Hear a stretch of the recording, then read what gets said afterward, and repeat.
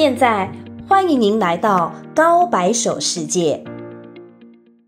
지난 영상에 이어 3월 5일 전국인민대표회의 개회식 당일 리창 국무원 총리의 국무원 정부 공작 보고에 대해서 이야기하겠습니다. 국제적으로 세계 경제는 회복이 약하고 지정학적 정치 충돌이 격화되며 보호주의와 일방주의가 증가함으로써 외부 환경이 우리나라 발전에 주는 악영향이 지속적으로 확대되었습니다. 국내적으로 3년간의 코로나 쇼크를 겪으며 경제 회복 발전 자체에 많은 어려움이 있었습니다. 장기적으로 누적된 심층적 모순이 가속화되며 드러났고 수많은 새로운 상황과 새로운 문제들이 뒤따랐습니다. 외부 수요 하락과 내부 수요 부족 상황이 발생하며 주기적 구조적인 문제가 공존했고 일부 지방의 부동산, 지방 부채, 중소금융기구 등 숨겨진 리스크가 드러났으며 일부 지역에서는 홍수, 태풍, 지진 등의 심각한 자연재해를 겪었습니다. 지난 2년 동안의 성과는 근본적으로 시진핑 총서기가 키를 잡아 인도하고 시진핑 신시대 중국 특색 사회주의 사상의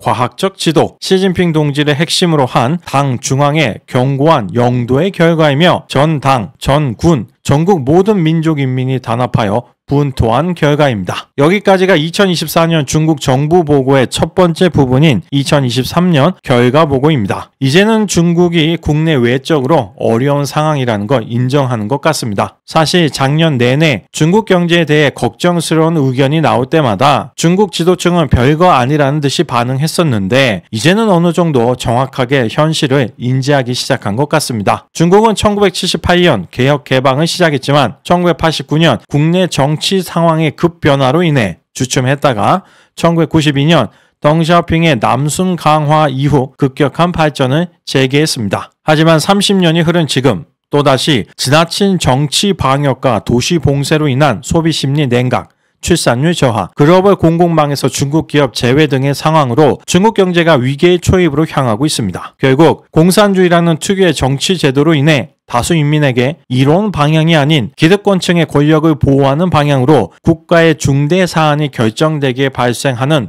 상황이라고 볼 수 있습니다. 그렇다면 중국은 이번에도 1992년 덩샤오핑의 남순 강화 때처럼 새로운 돌파구를 마련할 수 있을까요? 중국이 경제개발 초기 빠른 성장을 할 수 있었던 주 요인은 많은 인구와 비교적 가성비 있는 제품을 만들어낼 수 있는 제조업 때문이었습니다. 괜히 그동안 세계 공장이라고 불렸던 게 아닙니다. 물론 지금도 세계 제조업 생산품의 28.4%를 담당하는 압도적인 1위입니다만 고성능 제품들은 대부분 중국 브랜드가 아니라 글로벌 기업들의 위탁 생산을 담당하고 있습니다. 여러분이 타고 다니는 차, 보는 TV, 사용하는 휴대폰, 컴퓨터의 CPU, GPU, 램 중에서 중국 생산이 있을 수는 있겠지만 중국 브랜드의 제품은 많지 않을 겁니다. 애플 제품들을 보면 이런 상황을 정확하게 드러내는 상징적인 문구가 있죠. 즉, 중국 자체 브랜드들은 아직도 대부분 노동 집약형의 저렴한 제품들이라는 게 중국이 선진국으로 발돋움하는 데 있어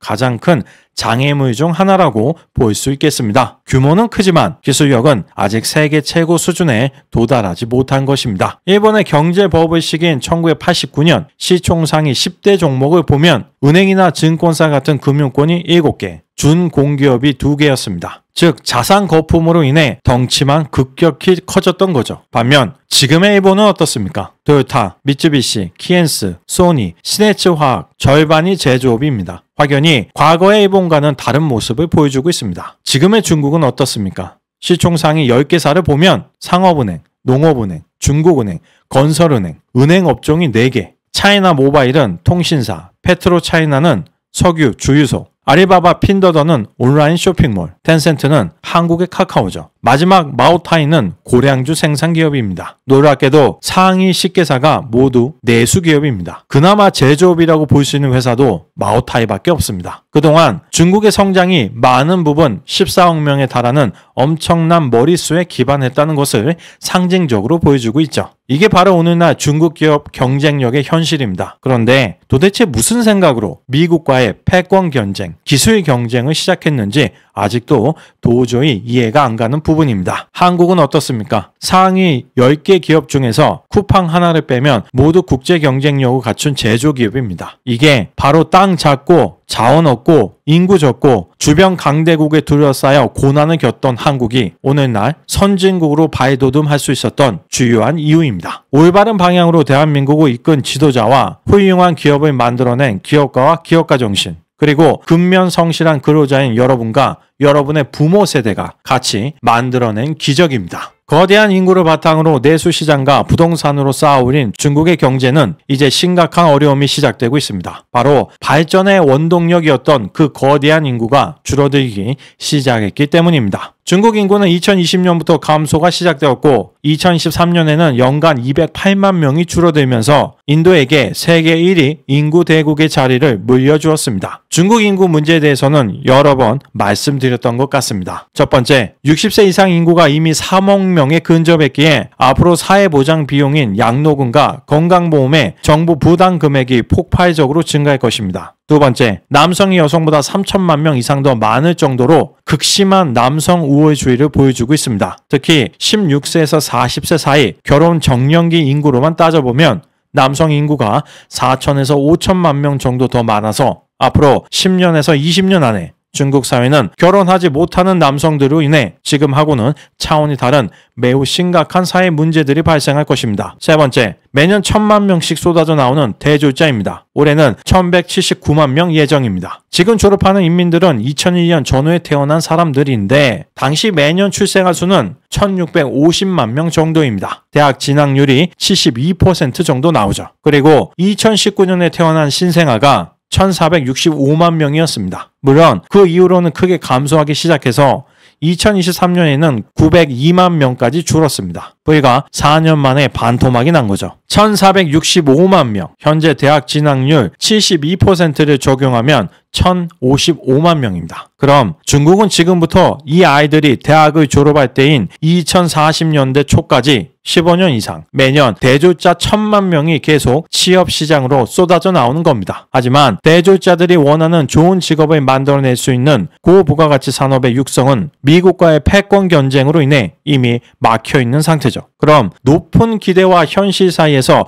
취업을 포기하는 청년들이 기하급수적으로 늘어날 겁니다. 한국은 인구 5천만 명인데도 삼성, 현대, LG, SK, 롯데 등의 대기업에 취업하기가 정말 힘들죠. 반면 중국은 인구가 14억 명이나 되는데 민간 제조 대기업 중에서 괜찮은 회사는 2차전지, 비아디, 링더스타일, 화웨이, 샤오미, 찐동팡 정도밖에 없습니다. 작년 한국의 학계 출산율이 0.7이었죠. 중국은 2022년 기준 1.07이었습니다. 한국이 더 낫죠. 그래서 한국이 더 심각한 위기라고 생각하는 사람들이 적지 않습니다. 하지만 저는 오히려 중국이 더 큰 문제라고 생각합니다. 한국은 그래도 선진국이지만 중국은 중진국 상태에서 몇 년 안에 우리처럼 출산율이 소수점대로 떨어질 것이기 때문입니다. 한국이 중국처럼 소득이 12,000달러 근처였던 1995년에 한국의 여성 1인당 출산율은 1.63명이었습니다. 그런데 중국은 벌써 1.07명으로 떨어진 거죠. 즉 경제발전 단계를 기준으로 보면 중국은 우리보다 훨씬 더 빨리 고령화, 저출산 상태에 들어갔다고 볼 수 있겠습니다. 고령화, 저출산 등의 원인으로 소비 심리가 식으면 자연스럽게 부동산 시장 역시 주춤하게 됩니다. 떨어진 부동산 가격은 다시 중국 인민들의 소비 심리를 차갑게 어리겠죠. 그렇다고 정부 주도로 인프라 건설, 도심 재개발 등을 활발하게 진행할 수도 없는 게 중국은 이미 GDP 대비 엄청난 부채를 끌어안고 있기 때문입니다. 팬데믹 당시 중국 지방정부가 코로나 검사 및 격리 조치와 관련된 비용을 조달하면서 채무가 급증한 부분도 심각합니다. 언론 보도에 따르면 2018년 18조 위안이었던 지방 부채는 2023년 약 40조 위안으로 증가했는데 이는 명확하게 드러난 부채만 가지고 집계한 것입니다. 숨은 부채가 있을 수도 있습니다. 또 한 가지 주목해야 하는 부분은 지방정부의 자금 조달용 특수법인의 부채입니다. 중국 지방정부는 인프라 시설을 건설할 때 특수법인을 만든 뒤 그 법인이 채권을 발행하는 식으로 자금을 조달합니다. 지금 이 표를 보면 공식적인 지방정부의 부채보다 훨씬 많은